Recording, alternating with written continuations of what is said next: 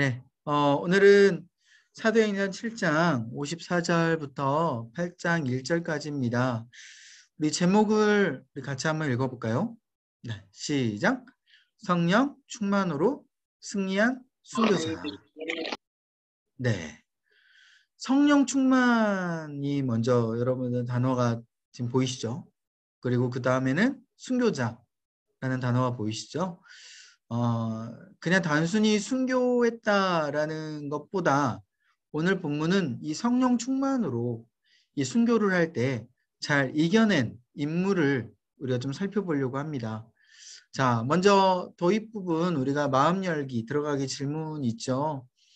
여러분 팬모임 하실 때 한 주간 근황 어떻게 또 지내셨는지 한번 같이 좀 나눠주시고요. 질문을 한 가지 먼저 조금 이렇게 하고 이야기를 나눴으면 좋겠습니다. 지금까지 질병이나 고난 이런 것들이 하나님과의 내가 관계에 있어서 어떤 유익을 주었는지 한번 이 부분을 나눠주시면 좋겠는데요. 또 쉽게 생각할 수 있는 건 뭐 질병이라고 하면 코로나 확진된 분들은 코로나일 수도 있겠고, 또 특별히 코로나가 아니더라도 여러 몸에 연약한 분들, 또 이런 질병들, 또 고난이라고 하면은 여러 가지 부분이 있겠죠. 재정적인 부분도 있겠고, 또한 뭐 직장이나 일터 가운데 또 풀리지 않는 여러 가지 어려운 상황들, 또 이런 부분들이 또 하나님과의 나와의 관계에 있어서 어떤 끈끈한 관계를 또 주었는지, 또 어떤 유익을 줬는지에 대한 부분을 먼저 나눠주시면 좋을 것 같습니다. 그래서 뭐 굳이 뭐 옛날까지 가지는 않다고 하더라도요. 뭐 최근에 이런 부분이 있었다면 나눠주시면 좋겠고요. 오늘 본문의 이해를 한번 들어가 보시면요. 우리가 바로 이제 7장 54절로 우리가 넘어왔는데, 우리가 저번 시간에 5장을 했죠. 5장까지는 어떠한 말씀이었는지 혹시 기억나십니까? 네. 5장까지는 사도 베드로를 중심으로 해서 어때요? 당당하게 예수 그리스도의 복음을 전파하고, 제자들도 가운데 당당하게 예수 그리스도의 복음을 전파하는 장면들이 있습니다. 근데 분명한 건 유대 종교 지도자들, 또 여러 유대인들이 이런 예수 그리스도의 복음을 전파하는 것에 대해서 굉장히 싫어했다라는 게 문제가 되는 거예요. 특별히 이제 사도 베드로를 중심으로 여러 제자들이 복음을 전파하는 것뿐만 아니라 오늘 새롭게 등장하는 이제 인물들이 나오는데요. 바로 일곱 집사라는 인물들입니다.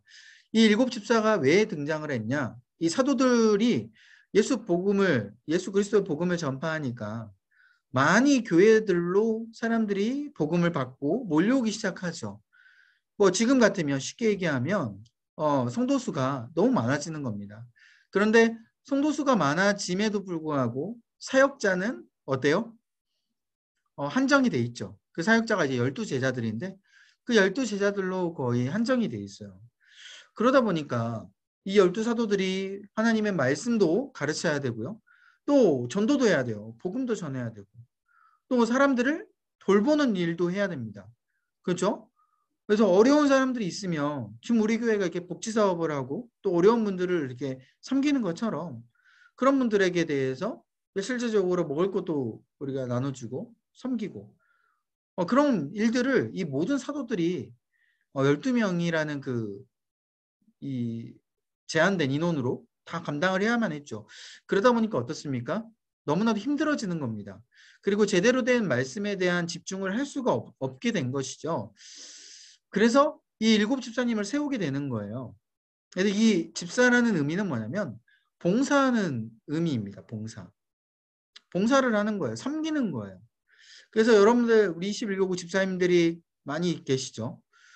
이 집사라는 직분의 원래 의미는 봉사하는 겁니다. 내가 권위를 누리는 직분이 아니라 사람들이 왔을 때 섬기는 거예요. 그래서 12사도들은 하나님의 말씀을 전하는 데 집중하는 거고, 이제 이 일곱 집사님들은 어때요? 새로운 사람들이나 어려운 사람들을 섬기는 것. 이 두 갈래로 나눠서 교회의 모든 사역들과 봉사가 이루어지게 되는 것이죠. 그러니까 이제 제자들은 조금이나마 낫게 되는 겁니다. 원래 자신들이 다 봉사까지 했어야 되는데 일곱 집사님을 뽑아가지고 이렇게 이제 일을 분할을 하니까 조금 더 편해진 거죠. 좀 말씀에 대한 집중을 할 수 있는 거죠. 뭐 지금 같으면 이제 제가 여러분들에게 말씀을 전하는 데 집중을 하고 또 우리 팀장님들이나 우리 지역장님들 또 우리 집사님들이 또 같이 여러 가지 사역들을 도와서 하는 것 이런 역할을 분리된 그런 모습을 오늘 우리 그 교구에 이제 적용을 하다면 그렇게 볼 수가 있겠죠.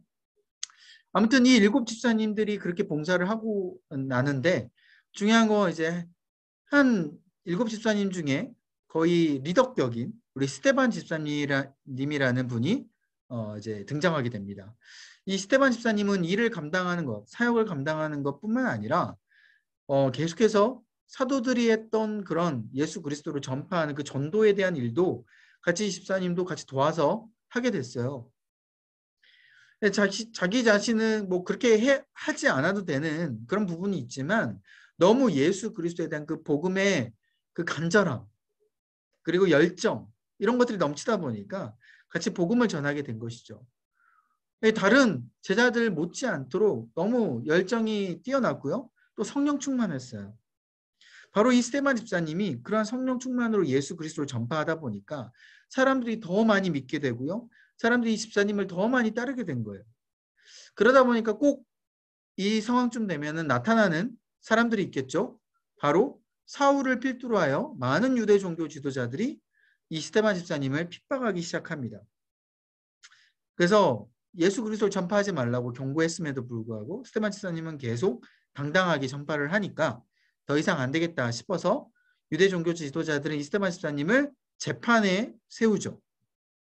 오늘날로 따지면 최고 법정에 세우게 되는 겁니다. 이 교단의 우리 총회라는 우리 기구가 있죠. 이 총회의 법정에 세우게 된 거예요.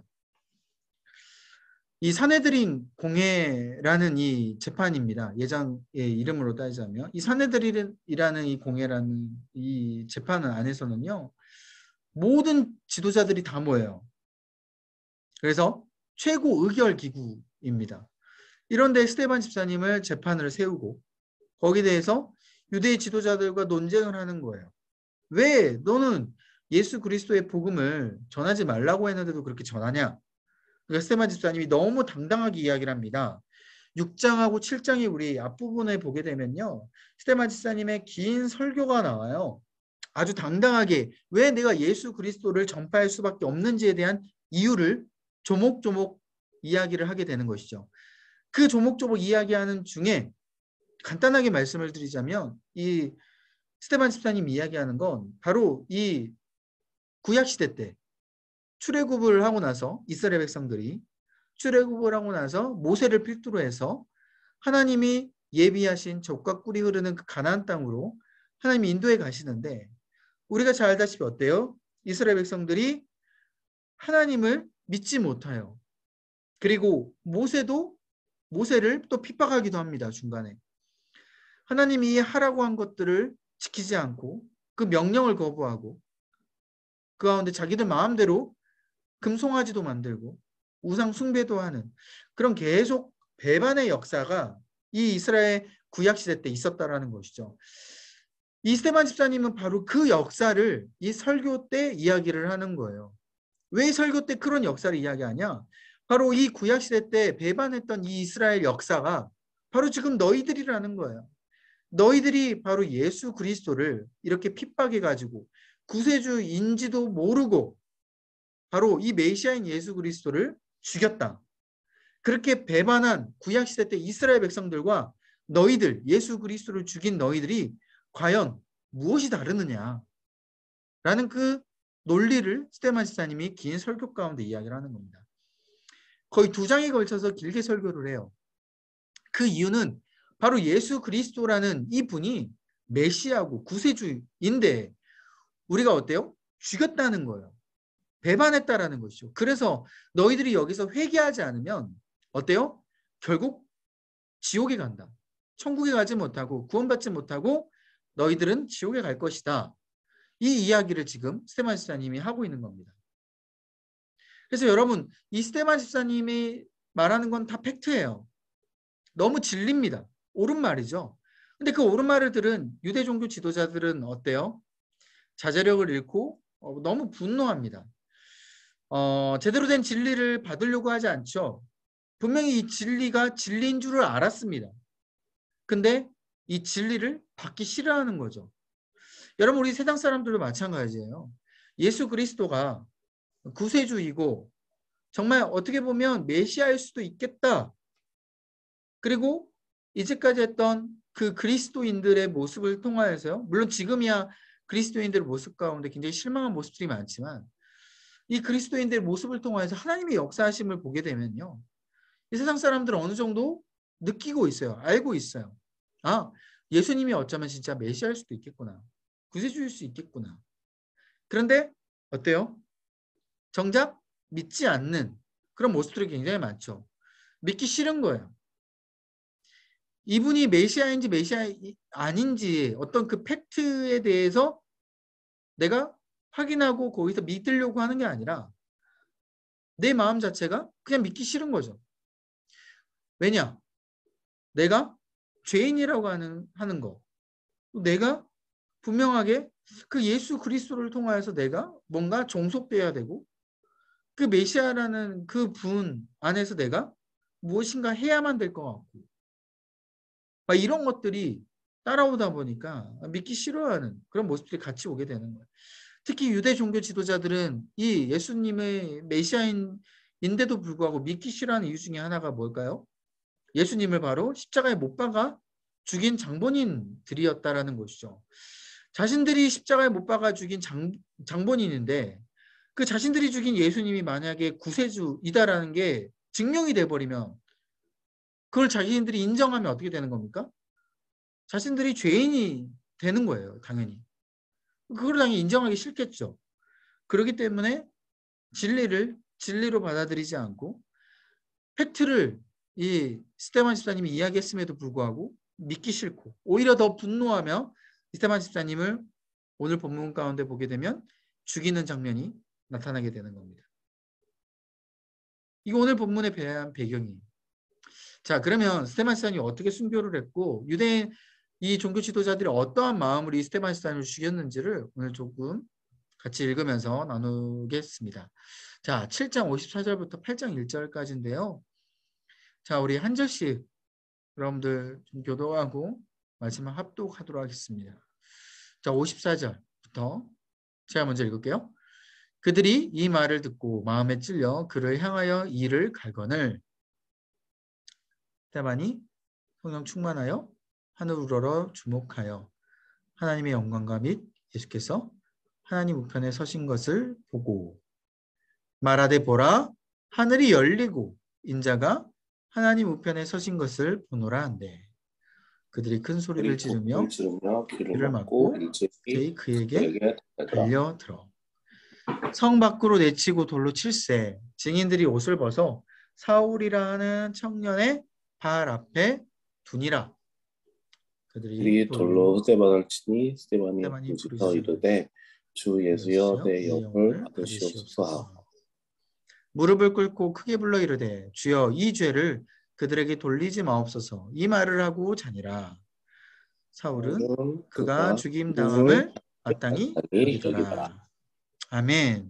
이 말씀은 살아계신 하나님의 말씀입니다. 네, 아멘이시죠? 자, 제가 아까 말씀드렸듯이 지금 상황은 어떤 상황인지 아시겠죠? 자, 관찰 1번 한번 들어가 볼게요. 1번 같이 읽도록 하겠습니다. 네.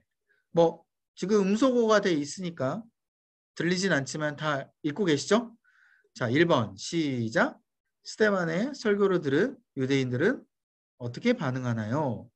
그들이 마음에 찔린 이유는 무엇일까요? 자, 지금 유대인들의 이제 반응을 먼저 좀 살펴보려고 해요. 54절, 57절, 8절. 유대인들이 지금 어떤 반응을 보입니까? 마음에 찔려 했다. 54절에 나와 있죠. 그래서 그를 향하여 이를 갈거늘 스테반을 향하여 분노한 거죠. 지금 일단 마음에 찔리고 분노했습니다. 그리고 57, 8절에 뭐라고 반응했어요? 그들이 큰 소리를 질렀다. 그래서 귀를 막았다. 그리고 그에게 달려들었다. 이렇게 표현하고 있죠. 그리고 58절에 돌로 쳤다 라는 표현이 나오죠. 결국 죽였습니다. 스테반을. 자, 먼저 마음에 찔리고요. 그 다음에 분노했고, 그 다음에 큰 소리를 지르면서 듣지 않았어요. 귀를 막았다라는 건 듣지 않은 겁니다. 그러니까 스테반의 말을 더 이상 듣기 싫은 거죠. 그래서 결국은 돌로 쳤다. 자, 이렇게 우리가 행동으로 우리가 볼 수 있는데, 여러분 한번 죄송합니다. 한번 생각해 보세요. 밑에 마음에 찔렸다부터 볼게요. 이 마음에 찔렸다라는 건 헬라어 원어로 보면 프리오라는 단어입니다. 이게 어떤 뜻이에요? 톱으로 조각조각 자르거나 잘라냈다라는 의미예요. 그러니까 내가 말씀을 들었을 때, 하나님의 말씀을 들었을 때 내가 마음에 찔렸다. 아, 정말 저 이야기는 내 이야기인 것 같다라는 그런 의미는 뭐예요? 아, 진짜 내 마음이 하나님의 말씀으로 갈기갈기 찢겨지는 거예요. 굳어있던 내 마음이 갈기갈기 찢겨지고 어때요? 잘라지는 거예요. 내가 생각했던 편협한 생각들이 하나님의 말씀을 딱 들으니까 어때요? 갈기갈기 쪼개지는 겁니다. 이게 바로 하나님의 우리가 말씀을 들었을 때 찔림을 받았다라는 표현이에요. 여러분 이런 찔림이 우리 가운데 말씀을 들었을 때 있어야 된다라는 거예요. 말씀을 들었을 때 그냥 대충 아 그렇지 아 뭐 그렇네요 라고 우리가 반응하고 한 귀로 듣고 한 귀로 흘리듯이 그냥 넘어가게 되면 이건 찔림을 받았다라고 할 수 없는 거죠. 그 말씀이 깊이 우리 가운데 박혀 있는 게 아니에요. 그것은. 근데 우리가 진짜 마음이 찢겨 쪼개진 것처럼 아 그렇지 정말 저건 나에게 주신 말씀이야.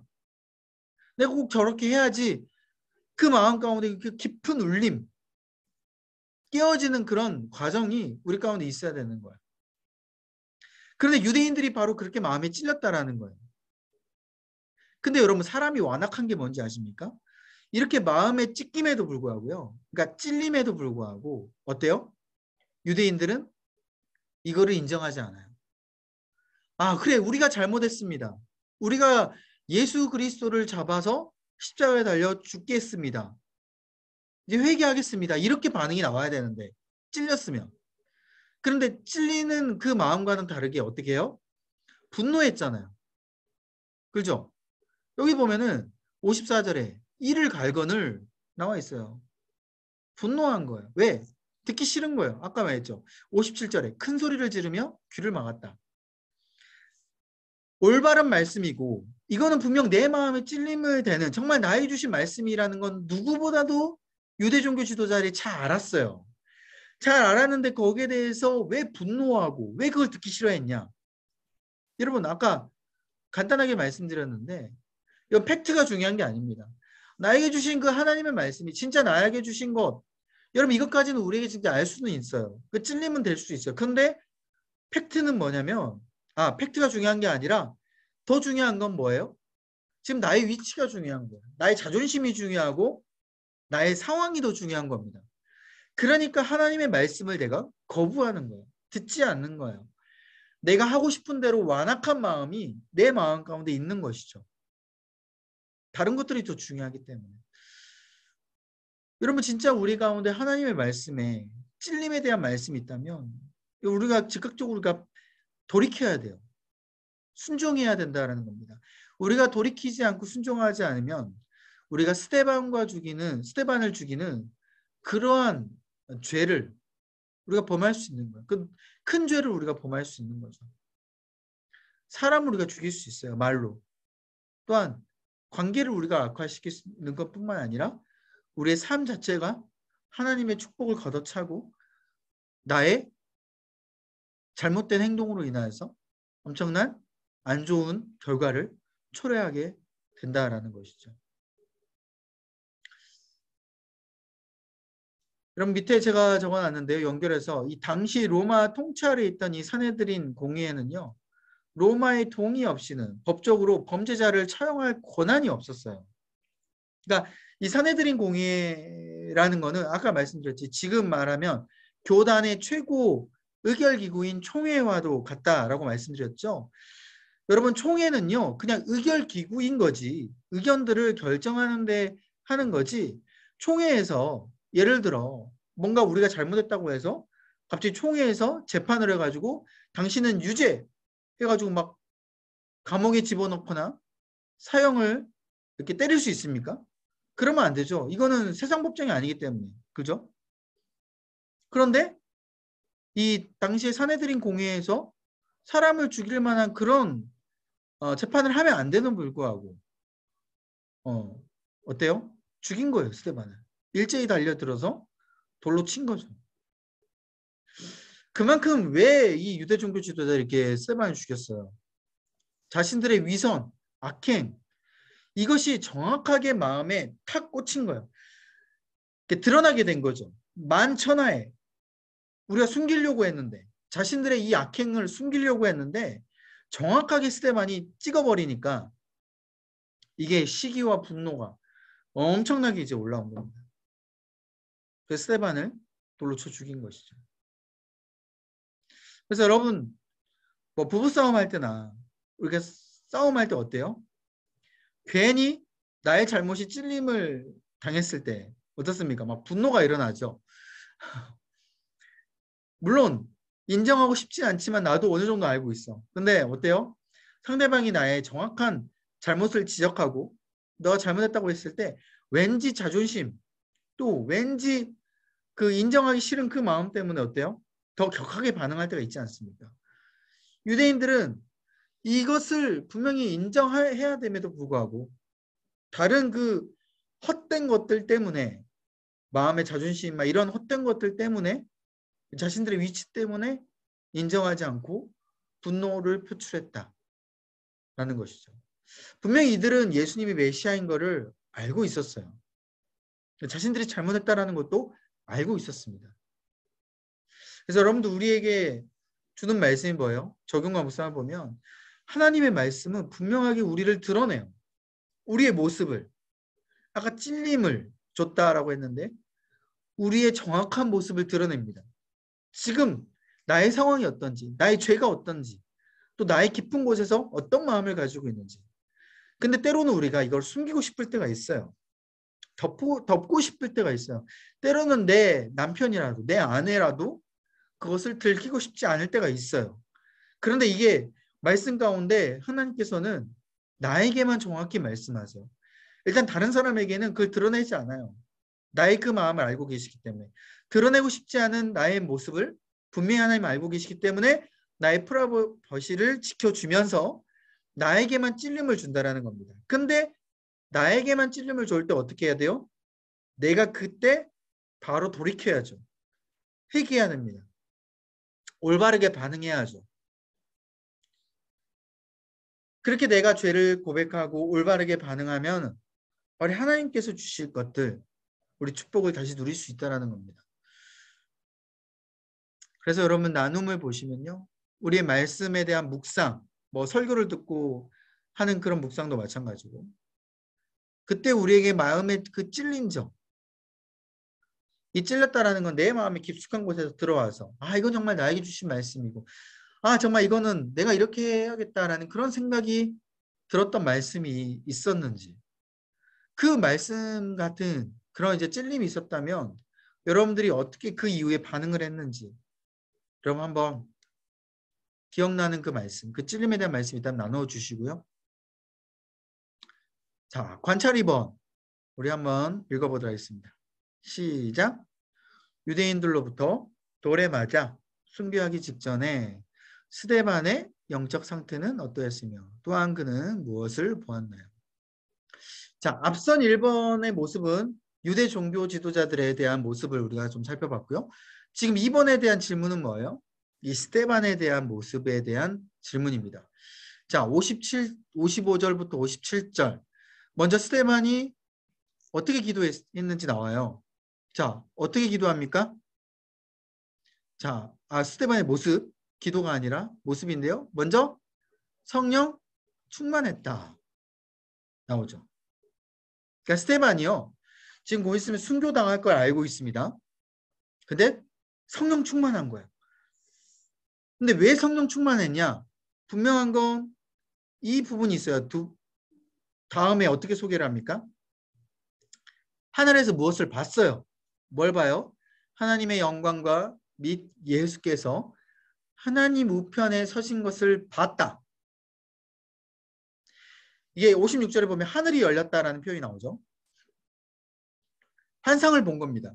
그러니까 곧 있으면 순교할 그 스테반에게 하늘이 열려가지고 그 하늘 그 천국에 예수님께서 자기를 기다리고 계시고 자기와 함께 하시는 하나님 우편에 계셔서 자기와 함께 하시는 그래서 자기를 보호하는 그 놀라운 환상을 지금 스테반이 본 거예요. 그 영안이 열려서 그 환상을 보니까 스테반의 마음 가운데 어때요? 두려움이 없어진 겁니다. 성령 충만해가지고 아 지금 하나님이 나와 함께 하시는구나 이게 대한 확신이 들기 시작한 거예요. 그 환상 가운데. 여러분 우리에게 분명한 어려움이 있고요. 연약한 부분이 있습니다. 물론 우리가 지금 이 시대 가운데 우리가 복음을 믿는다고 해서 우리 복음을 전파한다고 해서 순교하지는 않죠. 그런데 우리가 특별히 우리의 삶 가운데 이런 것을 복음을 지키려고 노력하고 그 복음을 위해서 우리가 살려고 하는데 중요한 건 어때요?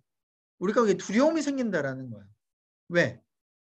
사람들에게 왜 괜히 이 이익이 아니라 불이익을 당할 것 같고 무엇인가 내 상황과 환경이 어려워질 것 같은 이러한 부분이 분명히 있다라는 거예요.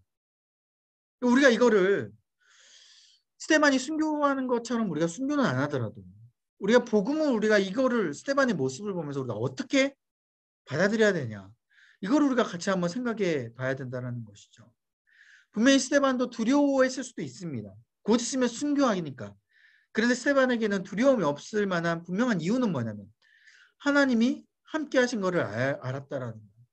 우리에게도 이 하나님이 함께 하심을 우리가 깨달아야 된다는 것이죠. 기도하면서 하나님의 말씀이 우리 가운데 찔림이 있고 그 가운데 반응을 한 이후에 우리 가운데 뭐가 필요한 거예요?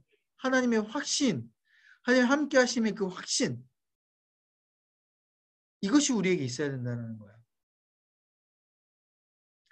연결해서 우리가 만약에 말씀에 대해서 제대로 반응하지 않았다면 우리는 이 확신 가운데 거할 수가 없는 겁니다. 괜히 마음에 찔림만 있고 마음만 불편하지 확신이 없는 거예요. 반응하지 않게 됩니다. 그래서 우리가 이 반응까지 나아갔을 때 얼마나 우리에게 확신이 있는지 우리가 우리 모습을 살펴봐야 되고요. 연결해서 스테반이 또 이 마지막 순교할 때 했던 하나님 앞에 기도가 있습니다. 59절부터 60절. 자, 밑줄 긋고 이렇게 진하게 써놓은 글씨 뭐라고 되어 있습니까? 주 예수여 내 영혼을 받으시옵소서. 그리고 주여 이 죄를 그들에게 돌리지 마옵소서. 자신의 영혼을 하나님 앞에 지금 부탁하면서 뭐라고 기도합니까? 자신을 죽이는 사람들을 지금 죄를 용서해 달라고 오히려 용서하는 기도를 지금 구하고 있는 거죠. 여러분 같으면 이렇게 기도할 수 있겠습니까? 꼭 순교가 아니더라도 다른 사람이 지금 나에게 불이익을 주고 괜히 이유 없이 나를 괴롭히고 그죠? 껄끄럽게 만들고 어렵게 하는 그런 관계에 있어서 내가 정말 그 사람을 위해서 내가 정말 기도할 수 있는가? 물론 이 전제는 내가 잘못하지 않았다라는 어떤 전제가 물론 필요하죠. 내가 같이 잘못했는데 하나님 저들의 죄를 용서해 달라고 기도하는 건 좀 뻔뻔하죠. 아무튼 근데 기본적으로 나는 기본적으로 행동에 있어서 어떤 부분에 있어서 크게 잘못한 게 없는데 단순히 그 사람들이 나를 괴롭히고 불이익을 주는 그런 사람들을 내가 그렇게 죄를 용서할 수 있는 그런 기도를 할 수 있는가? 여러분 이거는 정말 내가 하나님 앞에서 정말 그렇게 말씀에 대한 제대로 된 반응을 하고 그런 하나님의 내가 뜻대로 했다라는 그런 확신이 없으면요. 이거는 이루어질 수 없는 기도이기도 합니다. 그래서 우리에게 필요한 건 뭐예요? 진짜 내가 하나님 앞에 대한 이 확신 그 말씀을 내가 제대로 된 반응을 내가 하려고 했던 그런 모습들. 이게 정말 우리에게 필요하다. 특별히 우리가 평소에 이런 성령 충만이 필요하다라는 거예요. 헬라어에 제가 적어놨죠. 휘파르코라는 의미인데 이게 무슨 뜻이냐면 평소에 성령 충만했다라는 거예요. 평소에. 갑자기 내가 어려움이 당했을 때 내가 하나님 앞에 기도를 하고 스테반 집사님이 곧 순교를 당하니까 갑자기 기도하면서 막 하늘이 열리고 예수 그리스도가 하나님 우편에 서신 것을 본 게 아니라 평소에 하나님 앞에 기도하면서 이 성령 충만함의 모습이 지속이 됐다라는 거예요. 그러니까 하나님이 더욱더 이 스테반 집사님에게 능력을 주시고 함께 하심에 놀라운 그 영광을 바라보게 하셨다라는 것이죠. 그래서 두렵지 않을 수가 있는 거예요. 그래서 여러분도 우리가 위기의 순간에 우리에게 나오는 모습들을 보면 평소에 얼마나 내가 기도했는지 기도하지 않았는지를 분명히 보여줍니다. 내가 거기에 대해서 너무 힘들어하고 내가 너무나 지쳐하고 두려워한다면 우리가 평소에 하나님 앞에 기도하지 못했던 것이죠. 그래서 여러분 우리가 이 스테반 집사님의 모습을 보면서 내가 이 위기의 순간 가운데 내가 이렇게 하나님의 영광, 확신을 갖기 위해서 얼마나 내가 기도가 필요한지 그걸 우리가 같이 조금 깨우치며 나아갔으면 좋겠고요. 결국 이 스테반 집사님이 마지막에 보면 이 믿음과 능력이 뛰어났다라기보다는 하나님의 그러한 함께 하심과 그 영광을 바라봤기 때문에 그래서 그 확신을 가지고 있었기 때문에 이 순교를 두렵지 않게 이겨낼 수 있었다 라고 여러분들이 이해하시면 될 것 같습니다. 자, 적용한 묵상을 보세요. 그래서 우리의 위기와 핍박 가운데 우리가 진정으로 평안하고 기뻐할 수 있는 이유는 하나님께서 나와 함께 하시는 애를 얼마나 깨닫느냐에 있다는 것이죠. 거기에 대한 확신이 없을 때 우리는 불안하다. 근데 확신이 있으면 우리는 평안하고 기뻐한다. 특별히 하나님은 여러분들이 믿음의 길을 걸어갈 때 겪는 그 고난을 분명히 함께 하시고요. 그 고난을 극복할 수 있도록 예배해 두신다라는 거예요. 우리 스테반 집사님의 그 영안이 열려서 하늘이 열려서 예수님이 우편에 계시고 함께 스테반 집사님을 보호해 주셨던 그것을 보는 그 스테반 집사님이 놀라운 그 환상처럼 하나님 우리 가운데 함께 계속 극복할 수 있도록 우리 함께 계시는 거예요. 지금 우리 눈에는 보이지 않을 수 있어요. 근데 하늘의 천군 천사를 통하여서 우리가 이 고난을 극복할 수 있도록 분명히 예배해 주신다. 이것을 우리가 기억해야 된다는 것이죠. 그래서 나눔 묵상을 한번 보시면요. 내가 있는 자리에서 복음 때문에 핍박과 어려움을 당할 때 이를 극복하기 위해 필요한 것은 과연 무엇일까? 여러분 아까 말씀드렸듯이 막 복음 때문에 우리가 순교하지는 않지만 내가 정말 하나님 앞에서 내가 제대로 하나님의 그 가치관으로 살려고 하고 그 복음을 붙들고 열심히 살아가려고 하는데 중요한 건 나의 환경이 나를 방해하고 나의 주변에 있는 사람들이 방해하고 나에게 계속 유혹과 그런 핍박들이 불이익들이 나에게 찾아올 때 나에게는 혹시 스테반 집사님과 좀 다르게 담대하지 못하고 또 이것에 대해서 확신이 있지 못해서 두려워하고는 있지 않는지 그걸 내가 극복하려면 내가 어떠한 마음의 결단과 또 아까 연결해서 어떤 말씀에 대한 그 찔림을 가지고 내가 반응을 해야 될지 이런 부분들을 우리 같이 한번 묵상하면서 나눠주시면 좋을 것 같습니다. 자, 결론입니다. 말씀을 듣고 마음에 찔릴 때 어떤 사람은 회개하고 순종하고 반응하지만 어떤 사람은 뭐예요? 완악함, 내 마음 가운데 완악함, 또 환경으로 인한 바꾸기 싫은 마음, 욕심, 그 또 수치 이런 것들 때문에 그냥 모른 척 무시하고 넘어간다라는 것이죠. 근데 우리가 말씀을 듣고 바로 찔림이 있을 때 바로 돌이키는 것은 우리의 최고의 축복이 됩니다. 그만큼 우리에게 하나님의 놀라운 그 축복이 임하게 되는 거예요. 스테반은 예수님이랑 너무 닮았어요. 왜? 성령과 지혜가 충만했고요. 그리고 예수님이 마지막 십자가에 달려 돌아가시는 것처럼 스데반이 순교하는 그 순간에도 박해자들을 품었어요.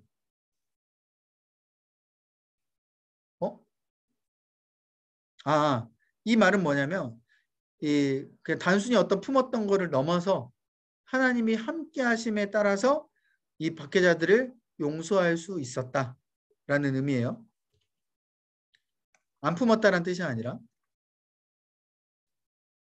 그래서 이 박해자들을 위해서 기도했다라는 겁니다.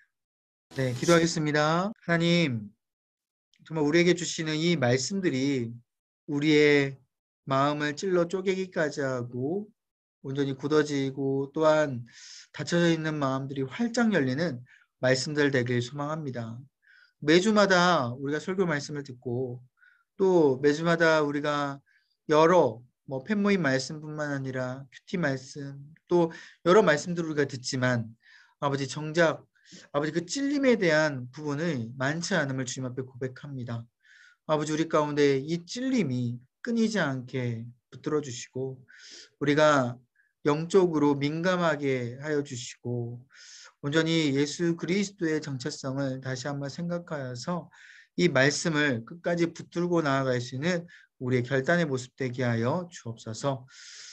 말씀에 찔림은 있지만 또한 여러 가지 환경과 또 여러 가지 이유 때문에 아버지 곧바로 순종하지 아니하고 나중에 순종해야지라는 마음들이 있다면 주님 이 시간부터 다시 한번 결단하게 하여 주시고 즉각적으로 바로 순종하게 하여 주시며 온전히 우리가 또한 불이익이 있다고 하더라도 또한 힘든 상황이 있다고 하더라도 하나님께서 이 모든 것들을 다 책임져 주시고 인도해 하실 것들을 우리가 마음 가운데 굳건히 믿으며 또한 하나님께서 주실 그 아름다운 축복을 기대하며 바로 말씀에 순종할 수 있는 우리의 모습 되게 하여 주옵소서.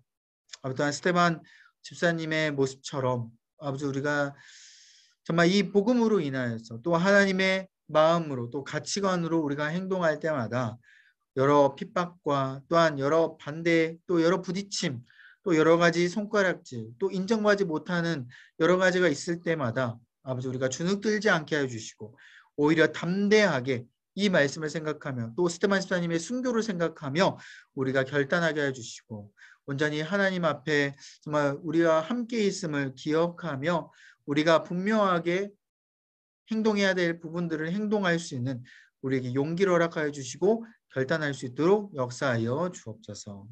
이후에 우리 팬모임 가운데도 함께하여 주시 믿사오며 이 모든 말씀 예수님의 이름으로 간절히 기도합나이다. 아멘.